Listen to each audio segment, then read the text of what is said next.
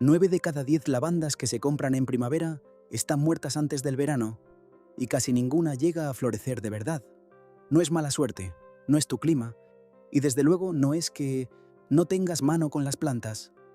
Es un error tan silencioso, tan pequeño y tan común que la mayoría de las personas lo comete justo el primer día, sin saber que acaba de firmar la sentencia de su planta. Y lo más inquietante es esto: la lavanda no muere por falta de cuidados.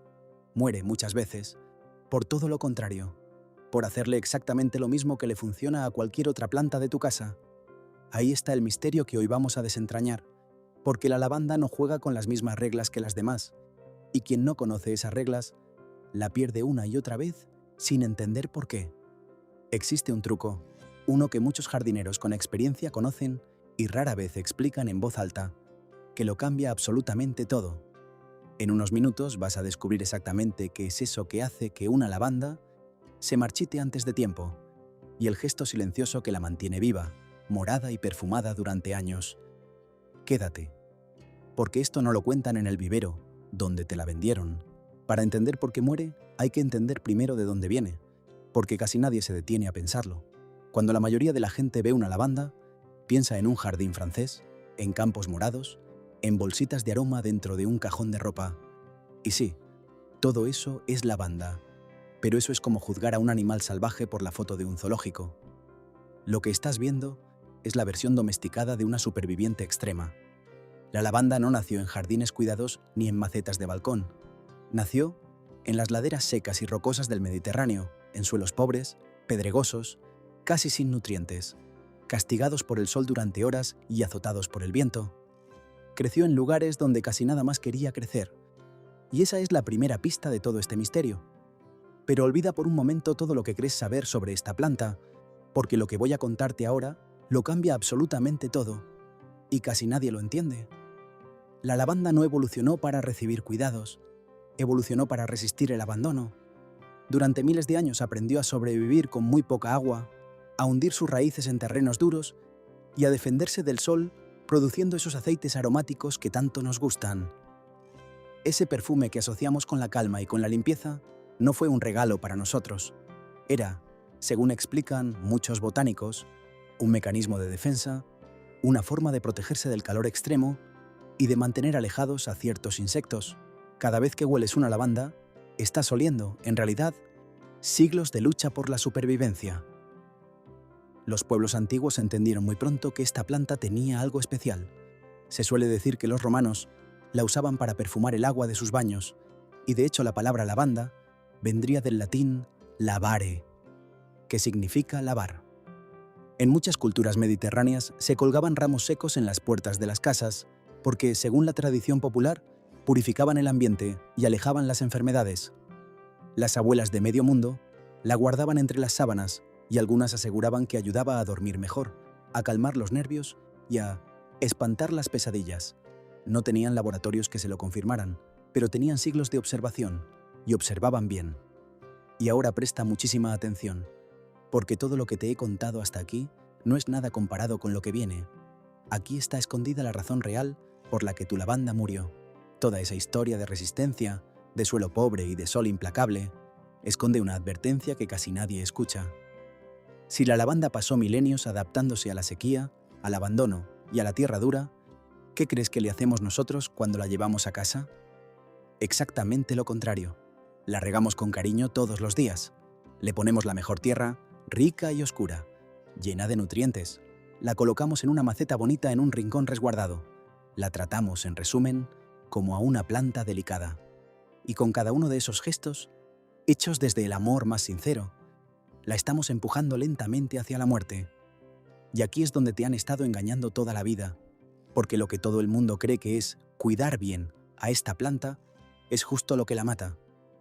Muchas personas creen que el amor por una planta se demuestra regándola mucho, y con la mayoría de las plantas eso puede ser cierto. Con la lavanda es una sentencia. El error número 1, el más común y el más letal, tiene un nombre: exceso de riego. La lavanda odia tener los pies mojados. Sus raíces necesitan secarse por completo entre riego y riego, porque en su tierra de origen la lluvia era escasa y el agua se escurría rápido entre las piedras.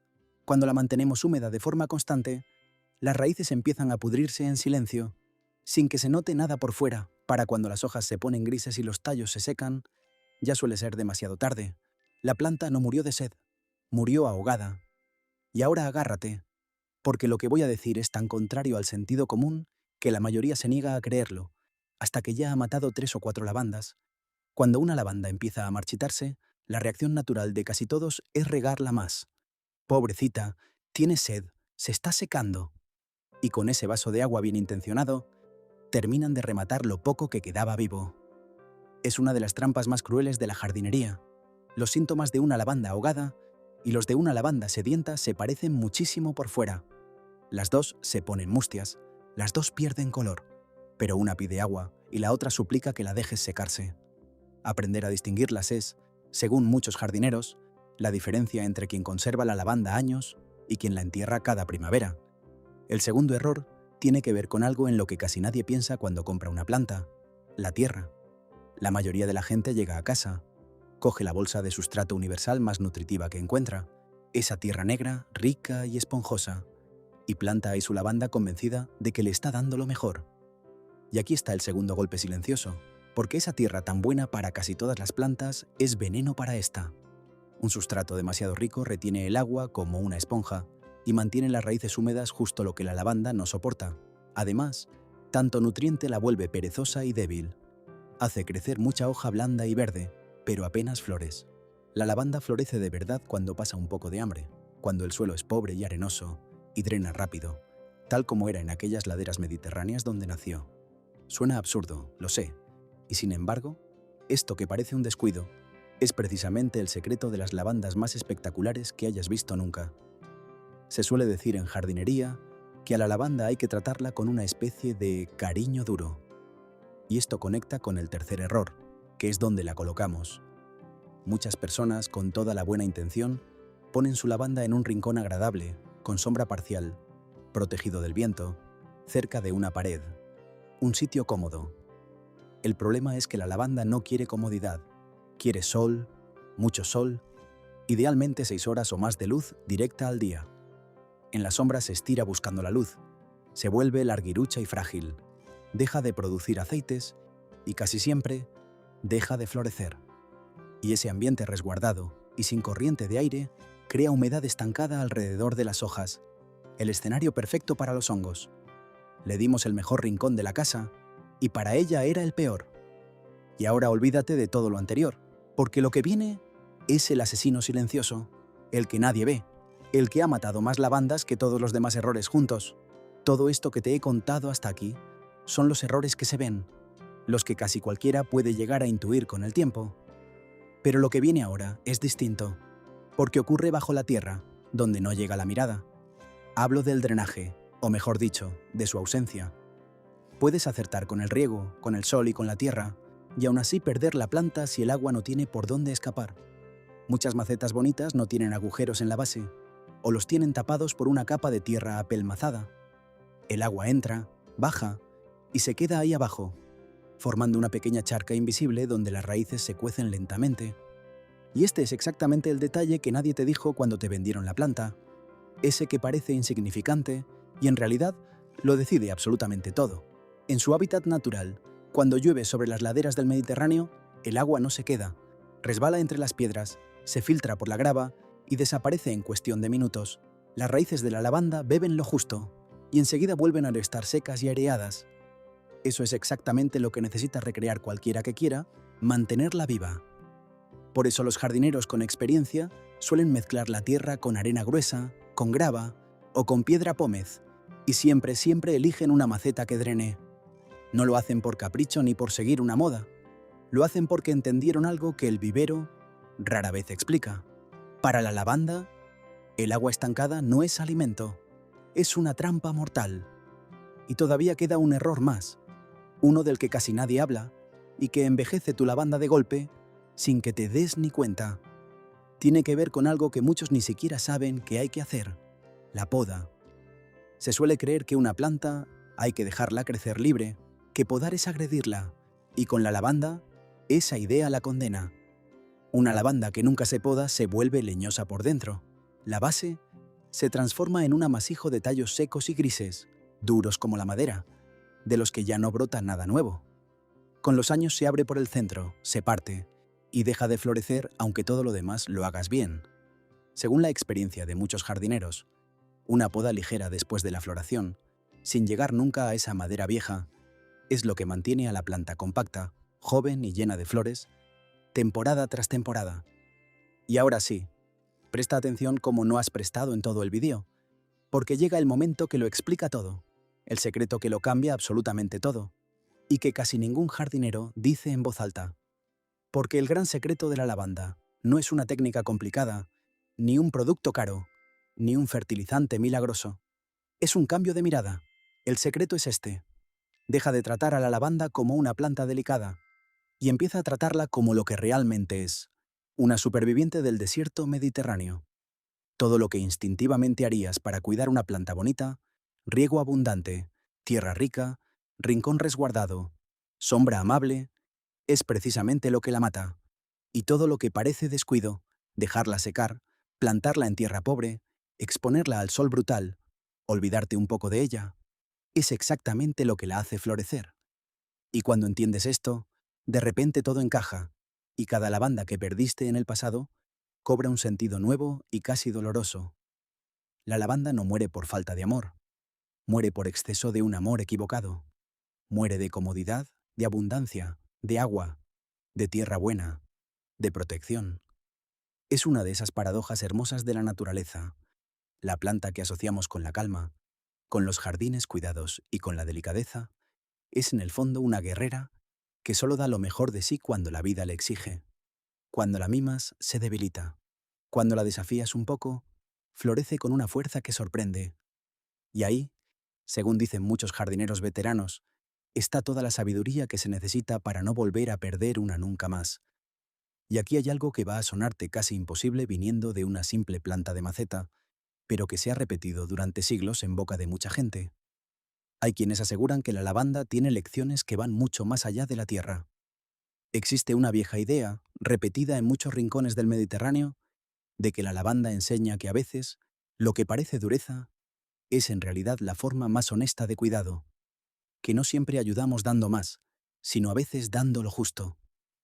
Se suele decir que quien aprende a cultivar lavanda, aprende también algo sobre la paciencia y sobre la moderación, sobre resistir la tentación de intervenir todo el tiempo. No hace falta creer en nada de eso para cuidarla bien, por supuesto, pero resulta curioso que una planta tan pequeña haya inspirado durante siglos tantas reflexiones parecidas en lugares tan distintos entre sí. Y ahora prepárate, porque el cambio que produce aplicar bien este secreto es tan grande que a mucha gente le cuesta creer que sea la misma planta.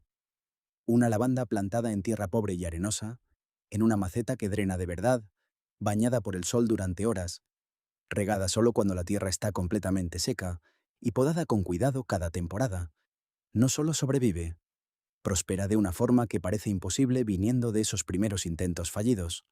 Se llena de espigas moradas, perfuma el aire a varios metros, atrae abejas y mariposas, y aguanta año tras año, haciéndose más grande y más hermosa.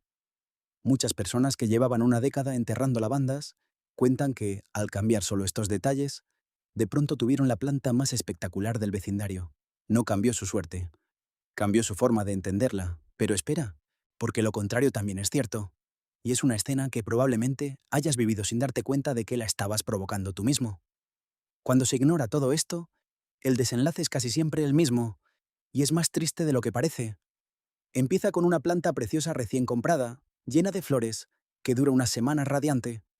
Luego llega el riego excesivo, la tierra que no drena, el rincón sin sol, las hojas pierden brillo, los tallos se ponen grises, el perfume se apaga, y un día simplemente ya no está.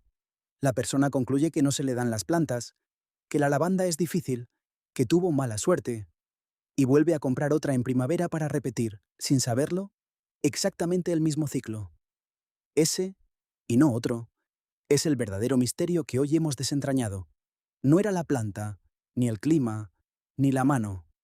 Era el método.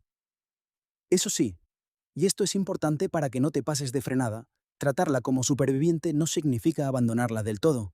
Y aquí mucha gente comete el error opuesto.